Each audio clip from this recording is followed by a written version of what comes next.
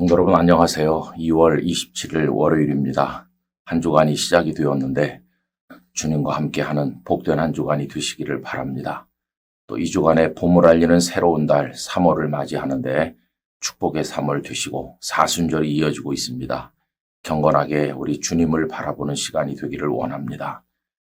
오늘부터 우리가 신명기 말씀을 읽게 됩니다. 신명기를 통해서 하나님의 은혜가 충만하시기를 바랍니다. 오늘은 신명기 1장, 2장, 3장을 읽게 되는데 그 중에서 2장 7절 말씀을 읽도록 하겠습니다.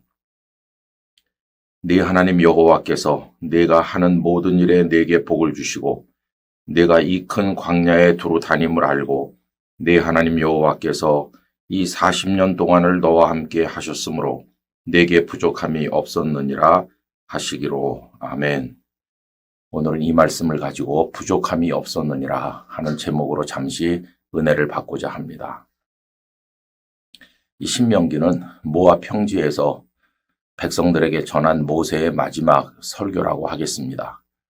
이때는 광야 생활 40년이 거의 다 끝나갈 때고 저만치 요단강이 보이는 요단강 동쪽에 그들이 있었을 때입니다. 중요한 것은 모세 앞에 앉아있는 이스라엘 백성들이죠. 여러분, 그들은 애굽에서 나올 때의 이스라엘이 아닙니다. 애굽에서 나올 때 이스라엘 백성들은 가데스 바네아에서 12명의 정탐꾼을 보냈을 때 그 정탐꾼들의 보고를 듣고 하나님을 원망함으로 말미암아 광야에서 다 죽게 되었습니다. 그리고 정작 그들이 염려했던 그들의 어렸던 자녀들과 광야에서 새로 태어난 이스라엘 백성들로 이루어진 새로운 이스라엘이 모세 앞에 앉아있는 것이죠. 그래서 모압 평지에 앉아있던 그 이스라엘은 과거를 잘 알지 못합니다. 10가지 재앙이 임해서 애굽에서 벗어날 때 그 놀라웠던 일들, 그들은 경험하지 못했거나 아주 어려서 잘 모릅니다. 홍해를 건넌 일도, 그리고 시내산 아래에서 하나님과 언약을 맺었던 일도, 또 하나님의 율법의 말씀도, 그 이후의 광야의 여정도 전혀 모르거나 잘 알지 못해요. 그래서 모세께서는 자신이 세상을 떠날 날이 다가왔기 때문에 과거에 있었던 그 소중한 일들을 백성들에게 낱낱이 다시 일러줄 필요가 있었습니다. 그래서 길게 이야기했는데 그게 바로 신명기가 된 것입니다. 신명기 내용은 과거를 돌아보는 회상이 들어있고 또 하나님의 율법의 말씀을 다시 말씀해 주시는 그런 내용이 들어있고 마지막으로는 가나안에 들어가서 철저히 하나님만 경외하고 그 말씀에 따라 살라는 당부의 말씀이 담겨 있습니다. 그리고 맨 끝에 후기처럼 모세의 삶에 대한 평가와 그의 죽음 이야기가 나와 있죠.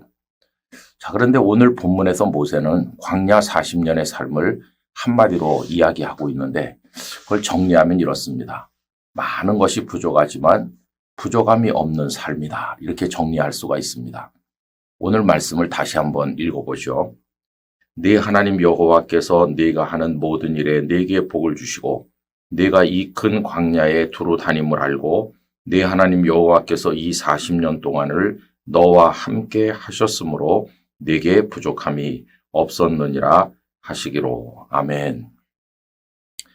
여러분, 광야 생활에 부족함이 왜 없었겠어요? 먹거리가 부실하죠. 먹고 싶은 게 많았을 텐데 다 먹을 수 없잖아요. 잠자리가 불편하죠. 계속 이동해야 되고 얼마나 힘들고 부족함이 많았겠어요.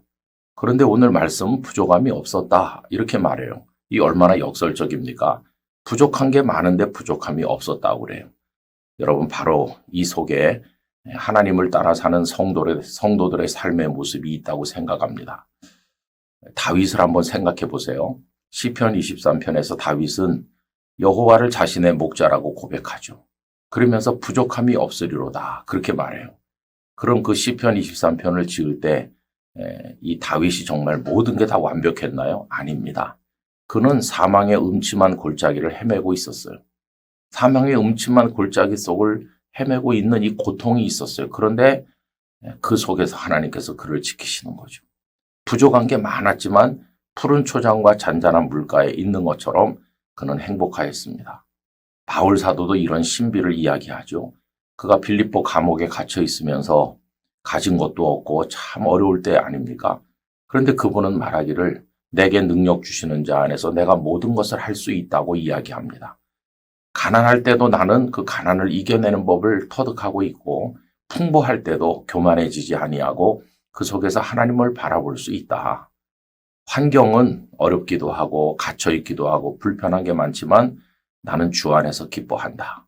그러니 너희도 주 안에서 기뻐하라. 이런 내용의 말씀들을 하고 있잖아요. 여러분, 욕망의 눈으로 보면 모든 게 부족해요. 그러나 감사의 눈으로 보면 모든 게 다 행복한 것이에요. 더군다나 결정적인 것은 하나님께서 함께 계시잖아요. 오늘 본문에도 하나님께서 너희와 함께 하셨기 때문에 부족함이 없다고 그래요.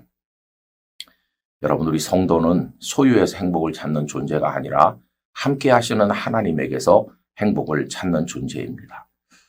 모든 걸 다 가져야 행복하다면 이 세상에서 행복할 사람이 누가 있을까요? 그러나 우리는 하나님과 함께 있음으로 기쁨으로 이 세상을 살아갈 수 있는 것입니다.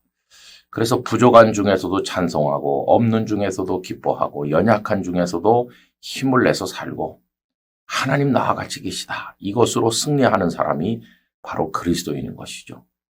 이 영상을 함께 하시는 모든 분들이 부족함이 많으나 부족함이 없다고 말하는 이 놀라운 신앙의 신비를 경험하게 되시기를 바라고 여러분의 삶에 동행하시는 하나님과 함께 기쁨과 행복이 가득하시기를 간절히 축원합니다. 존귀하신 아버지 하나님, 광야는 모든 게 부족하고 불편한 곳이었지만 하나님께서 함께 계심으로 인하여 부족함이 없는 곳이기도 하였습니다. 아버지 하나님, 이 놀라운 삶의 신비가 인생의 광야를 걸어가는 저희들에게도 경험되게 하여 주시기를 원합니다. 저희의 행복이 소유에 있는 것이 아니라 동행하시는 하나님께 있음을 깨닫게 해주시고 하나님과 더불어 걸어가게 하여 주시옵소서. 오늘도 찬송의 삶을 살게 하여 주시옵소서. 예수님의 이름으로 기도하옵나이다. 아멘.